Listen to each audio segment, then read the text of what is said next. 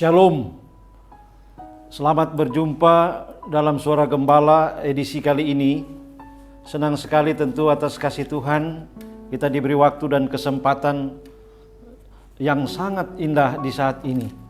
Saya hendak menuntun kita untuk merenungkan bacaan Matius 10 ayatnya yang ke-16.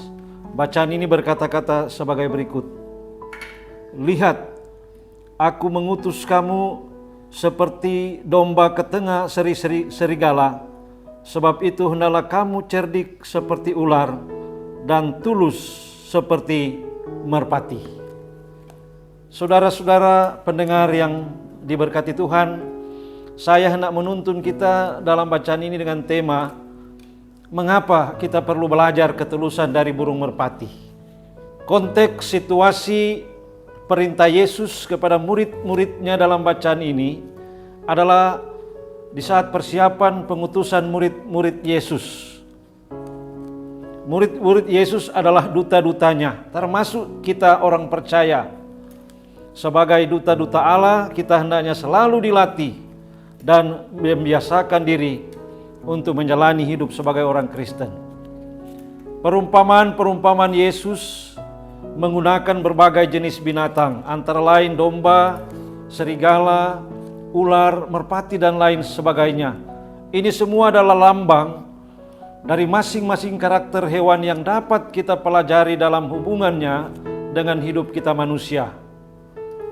Ada sifat-sifat dari hewan yang dapat kita pelajari lebih mendalam untuk kita mampu mengenali maksud Tuhan dalam hidup kita. Satu di antaranya adalah burung merpati. Merpati adalah jenis burung yang mampu terbang berkilo-kilometer jauhnya. Dan dia meskipun terbang jauh, ia mampu kembali ke tempatnya. Itu sebabnya merpati dipakai sebagai lambang PT Pos yang mengantarkan surat ke tempat tujuannya walaupun jaraknya sangat jauh. Sifat merpati merupakan burung yang jinak, tidak berbahaya bagi siapapun, di mana tidak ada rasa takut untuk diserang atau disakiti bagi yang ada di sekitarnya. Inilah wujud ketulusan dari merpati. Merpati ternyata memiliki beberapa kemampuan dalam membaca situasi sekitarnya. Paruhnya mengandung logam yang berfungsi seperti kompas, mampu membaca medan magnet bumi. Demikian matanya yang tajam mampu melihat hingga 28 mil jaraknya. Bahkan pendengaran burung merpati yang tajam mampu membaca angin di sekitarnya. Bahkan ia mampu mendeteksi badai yang masih jauh yang akan datang. Kemampuan membaca kondisi dan situasi inilah yang menjadikan merpati sempat dimanfaatkan sekali lagi sebagai pengantar berita yang efektif selama berabad-abad. Tidak bisa diragukan bahwa kemampuan membaca situasi di sekitar dan masa depan ini adalah pesan yang terkandung juga dalam bacaan ini.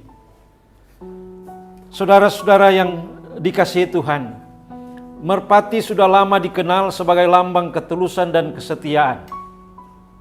Sebagai bukti bahwa merpati adalah setia, burung merpati tidak pernah ganti pasangan meskipun pasangan mereka telah mati. Selain setia, merpati juga tulus.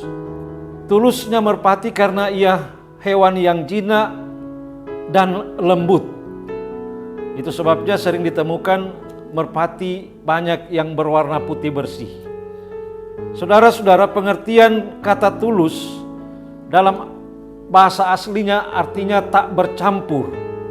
Terkait dengan pengertian artinya tulus, tidak tercampur pikiran jahat, bersih dari kelicikan dan tidak bersalah.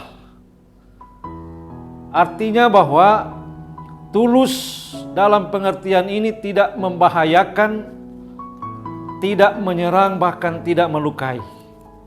Dari pengertian ini kita bisa menyimpulkan bahwa yang dimaksud oleh Yesus agar murid-muridnya harus menjadi seperti burung merpati yang selalu tulus, yaitu mampu menjaga hati tetap bersih, tidak memiliki niat jahat untuk menjatuhkan, bahkan melukai atau sebaliknya memperalat dan memanipulasi sesama. Yesus sendiri memberi teladan.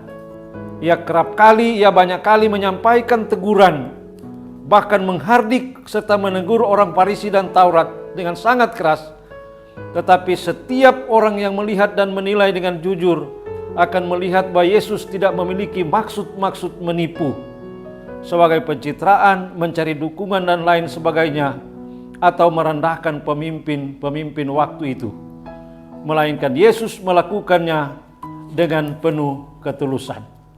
Saudara-saudara, dari penghayatan mengapa kita harus belajar ketulusan dari burung merpati, kita diingatkan datanglah selalu kepada Tuhan dengan tulus. Bagaikan merpati yang tahu jalan kembali ke tempat asalnya, yaitu Yesus yang mempunyai kerajaan sorga. Hendaknya kita datang kepada Yesus bukan dengan hati yang angku dan sombong, ataupun tidak percaya, melainkan dengan naruh percaya sepenuhnya hanya kepada Yesus, bahwa hanya Dialah yang sanggup melindungi kita dari kejahatan. Ingat saudara-saudara, hanya manusia-manusia yang bertipe burung merpatilah yang tidak pernah ingkar janji dan selalu setia pada pasangannya. Hanya manusia tipe burung merpatilah yang dapat menjadi pemimpin ideal. Untuk itu, tuluslah seperti merpati, supaya hati kita tetap lurus di hadapan Tuhan. Amin.